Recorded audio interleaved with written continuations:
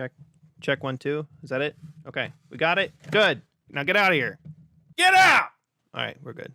Today, I'm going to continue my series called Watchlist, which will consist of 3 exclusive personal recommendations that I already think are fantastic to watch and are definitely worth being on your list if you haven't already seen them or haven't seen them recently. I'd love to know if there are any movies on the series that you actually dislike, so please be vocal in the comments and let me know your thoughts. But before we get started, I would like to thank my patrons for their support, and if you would like to be a patron today and help support my channel, just use the link below. And kicking it off on the list from 1993 is the rom-com Dave, starring Kevin Kline, Sigourney Weaver, and Frank Langella. Shifty White House Chief of Staff Bob Alexander hatches a scheme to use a double for the president at a public photo opportunity. Small business owner Dave Kovic fits the bill, but after the president suffers a debilitating stroke, opportunist Alexander arranges for Dave to step in full-time without even informing the First Lady. It doesn't take long before the press, the nation, and the president's wife realize something is different. How often can we say we enjoyed a political movie without it being too political? This movie is a pure feel-good film that uses an interesting premise to tell a humanizing story. As Dave stands in for the president, we learn alongside him to see how intimidating the role of commander-in-chief truly is. But then it slowly turns around where we realize alongside with Dave that the powers of the government more often than not lose sight and perspective on what is truly serving the people and what is serving themselves. Kevin Kline plays a charming, charismatic, average Joe with a heart of gold. Sigourney Weaver brings an elegance to a first lady who puts on a face for the public and another behind closed doors. Apart from Kevin Kline's performance and Charles Grodin's relatable expressions, the real star to shine is Frank Langella, who plays a terrifying, realistic, power-hungry chief of staff that consumes the audience's attention in every scene. He's a bad guy you love to hate, which only makes Dave's ascension all the more satisfying. This film is a joy to watch and rewatch that brings the complexities of politics down to a relaxing simplicity that promotes the heart of humanity. With Rotten Tomatoes giving it a resounding 95% from critics and 72% from audiences, this proves to be a film that is just hard to dislike.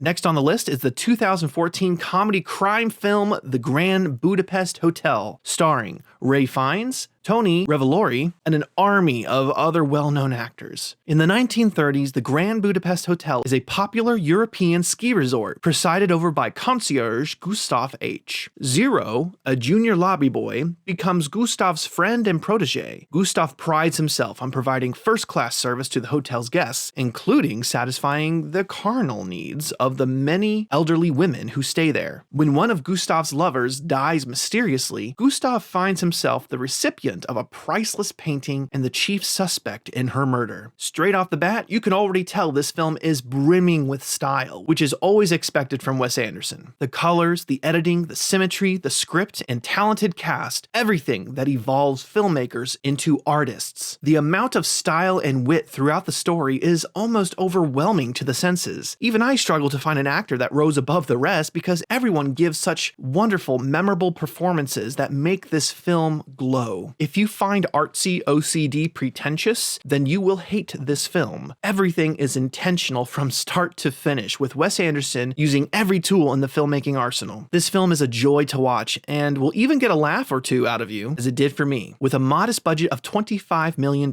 you can tell that the star-studded cast wanted to be part of a Wes Anderson film, despite not being paid their full asking price, as in other movies. And who can blame them? If Da Vinci needed people to pose for his canvas, I'd be the one paying him to be involved. Critics had little to complain about, with Rotten Tomatoes giving it a 91% and Metacritic an 88%.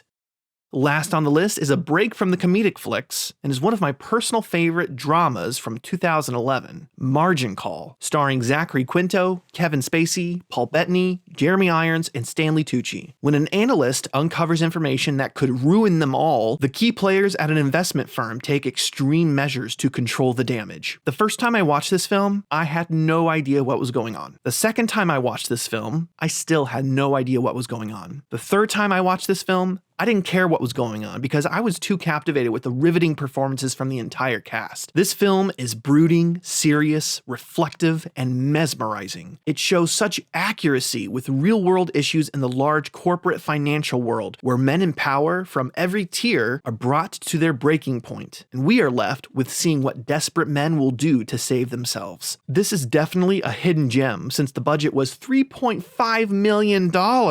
And with a star-studded cast, you can bet they didn't have much for marketing this out. Can you imagine what the average moviegoer would say watching something like this? Critics soaked up this film, with Rotten Tomatoes giving it an 87% and IMDb giving it a 7 out of 10. Everyone pulls out all the stops with their performances, thanks to the tactful script and subject matter. If you love movies that give actors an excuse to show off their acting chops, this is it. My personal favorite is Stanley Tucci, who is brilliant every time I see him in anything. So that's everything for today's list. Let me know what you guys think and subscribe if you haven't already to stay tuned for more episodes to come.